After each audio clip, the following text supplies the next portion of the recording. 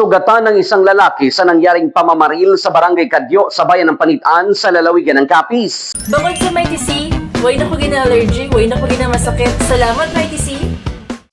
Ayon sa Panitan Municipal Police Station, habang nagmamaneho ng motorsiklong biktimang kinilalang si Arnel Dieta, bigla na lang itong binaril ng sospek na sumusunod sa biktima sakay din ng motorsiklo.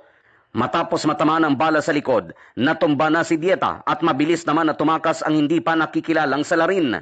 Sa ngayon, patuloy pa na ginagamot sa ospital ang biktima dahil sa tama ng bala. Patuloy rin na inaalam ng mga otoridad ang pagkakakilanlan ng hindi pa natukoy na sospek at ang motibo sa nangyaring pamamaril. Ito si K5 Roldan Bisana Villarreal para sa Kampiyon na Balita, Serbisyo Publiko at Kasiyahan sa Pilipinas. K5 News FM. Bukod sa Mighty C, way na ko gina-allergy, way na ko gina-masakit. Salamat, Mighty C.